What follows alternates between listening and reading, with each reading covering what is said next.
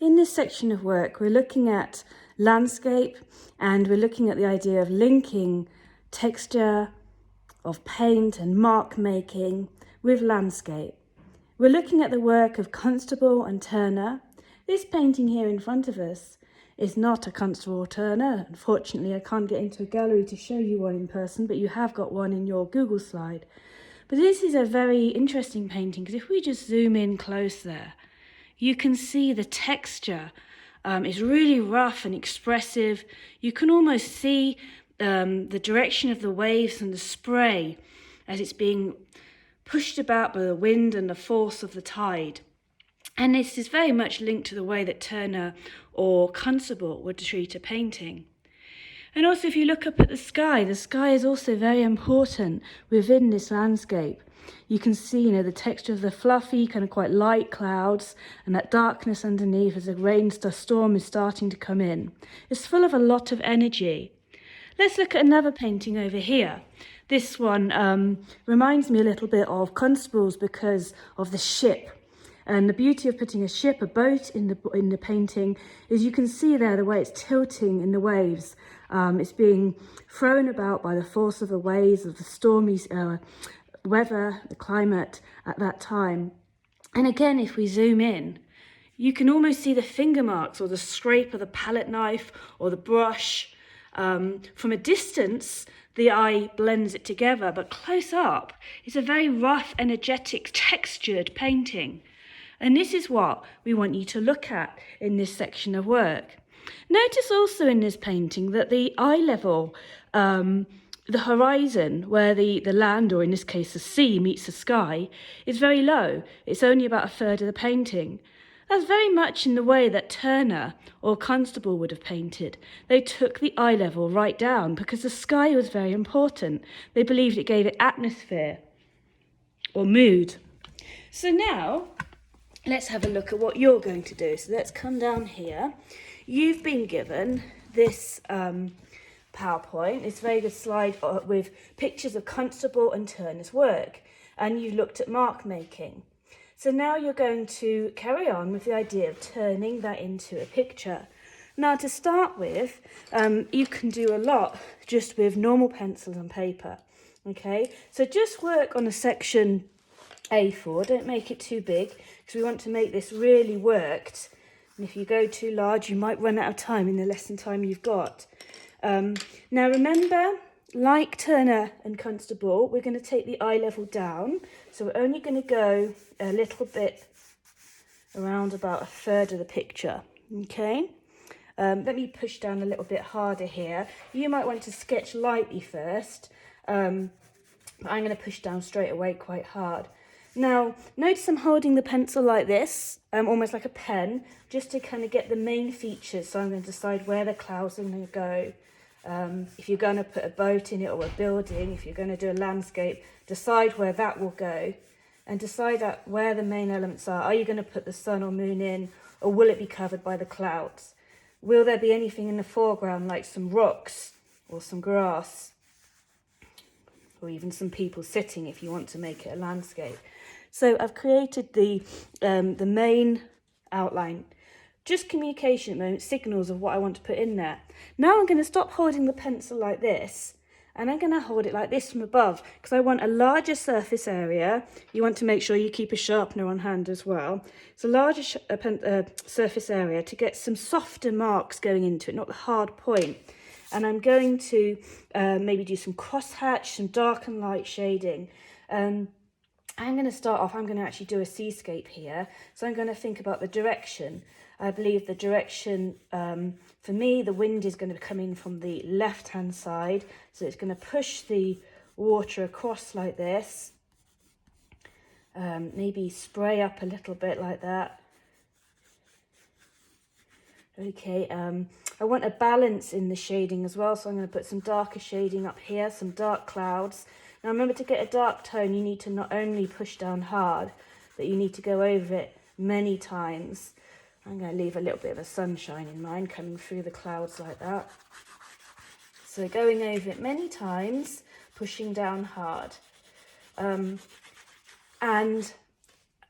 in your slide, you're about to look closer, but I can see in this one here by Constable, there's almost like these marks of the rain coming down.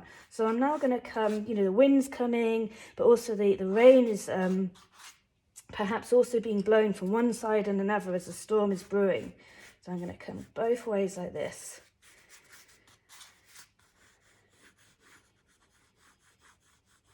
Now at times you might want to go back to holding the pencil from this angle because you want to define it a little bit.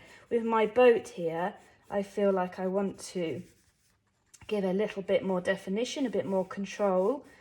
So I'm going to hold it like this and I can just have it a bit tight. It takes longer to put the shade in because I've only got a little point of the pencil, but it gives me a little bit more control there. Very soon you'll wear your pencil down, so either have another one on hand or, like I said, use a sharpener. I'm going to put a few more shades in the waves here as well, and maybe some in the rocks. Remember, you can use crosshatch as well, it doesn't have to be solid shading.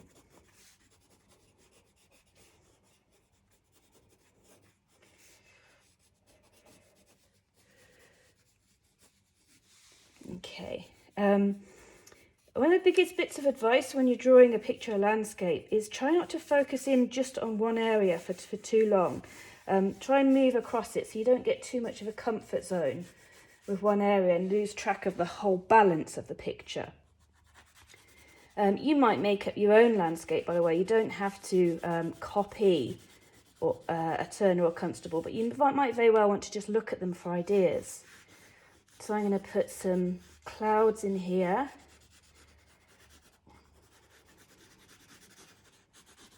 Going back to the side of my pencil for a bigger surface area and just a softer look. And like I said, just keep working across the picture. Oh, and I get quite dark looking this one. It's a really stormy day.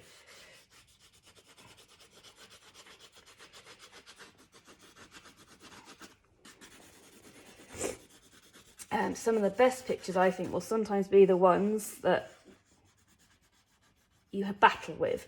So don't worry if it gets a bit messy. We don't want that kind of really delicate, soft picture with this one. We want a really stormy sky and a really stormy looking landscape all blown about like the wind, like Turner and Constable would have done. So don't spend ages making these really soft, gradual tones. And don't worry if it, like I said at the beginning, it looks a little bit of a mess. Now, one thing that's important, of course, I just made a little mistake there, is that the horizon where the sea meets the sky will be very straight. Actually, it will kind of, even though it might be quite wavy back there, because it'll be so far away, it will look quite straight like that. But of course, down here, I'm going to make the waves kind of hit the rocks and spray up on this very wintry, stormy day. A little technique I sometimes like to use with texture, and this is why I've got a few pencils here, a little cheating technique I suppose, but if you want to do some stippling, some dot texture, maybe like in the sand down here, try not to do it for too long, because if you're in a classroom it can be quite annoying for other people, and you don't want to be an annoying person. But just, you know, using that to create some dots or even some kind of crosshatch, if you like. You could do some crosshatch up in the sky perhaps, suggesting, sorry, the dog's in the background there, suggesting the rain coming down like that.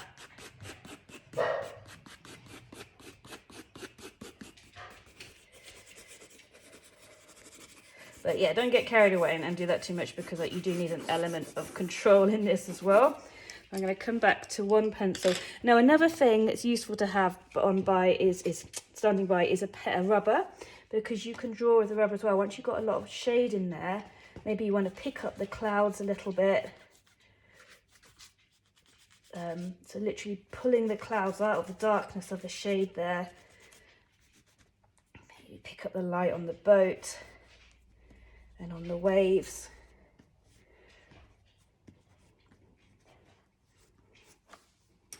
Okay, let's go back to using the pencil like this just to do a little bit of definition in here. I think I want a little bit more of a darker cloud here, so I'm going to go back in, really shade that in. So all the heavy looking sense of this kind of dark clouds with the rain kind of carried particles of rain, making them look all dark and heavy. So yeah, like I said, sometimes my art teacher told me anyway, was that if you battle with a picture, you can see the strength of that battle in the artwork. So keep going back in with the rubber, with the pencil, and adjusting it till you're really happy with what you've got. A few more marks of the rain, I think. Okay, so I'm fairly happy with that at the moment. Now, if you get time, and if you have the materials with you, maybe you're somewhere and you haven't got materials, you could add some watercolour. Watercolour doesn't have to just be on plain white paper. It doesn't even have to be on watercolour paper, you know, the really thick paper. It can be on cartridge. It just means that when you're doing on cartridge paper, because it's thinner, you can't put as much water into it without it starting to buckle a little bit. That's why actually leaving dry paper around the edge will prevent that, because obviously that stays not saturated and doesn't expand. But anyway, all I'm saying is don't put too much water in if you're doing it on cartridge paper.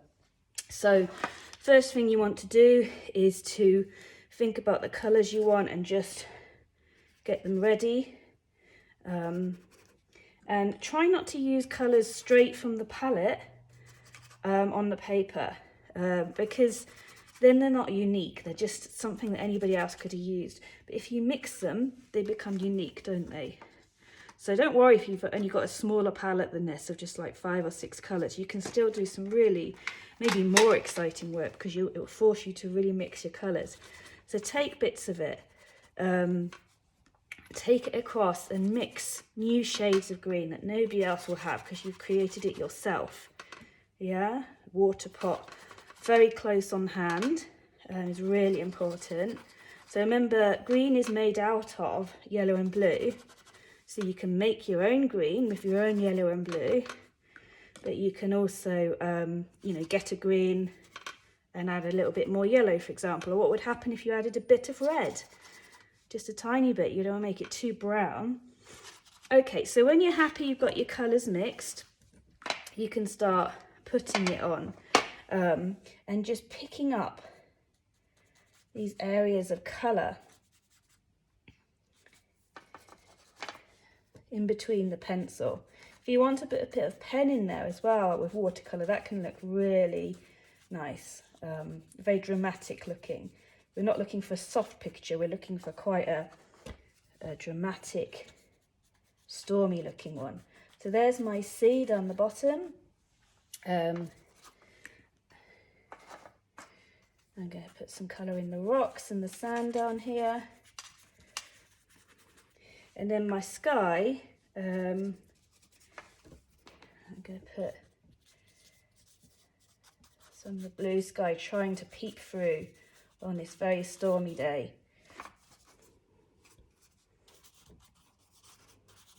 Remember to paint with the water on this watercolour at the end of the day, so you want to keep it quite saturated. Let it dry off and then go and add another colour on top if you want. Or another technique, while it's still wet there, just bleed in a little bit of another colour. Wet on wet technique, that's called. Or if you let it dry off, it's obviously wet on dry. So there you go. So I've got the sky in there.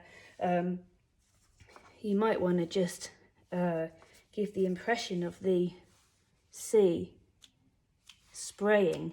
Mind you, don't spray your computer or somebody else, but just spraying as it hits the rocks. And then I'm going to make my boat just stand out a little bit and put a bit of red in there, because it'll be the only bit of red in the picture. So it'll kind of do an alarm colour, I suppose. So I'm going to shade that in. And then also maybe, I've got quite a limited palette. I'm going to put the only bit of yellow, only kind of warmish colour apart from the boat, the red and the yellow of the sun, trying to cut through the stormy sky. Okay, so there we've got a Turner or Constable inspired picture, using all the texture, mark making, remembering to keep the horizon down low. Hope you enjoy your lesson and look forward to seeing what you do. Have fun.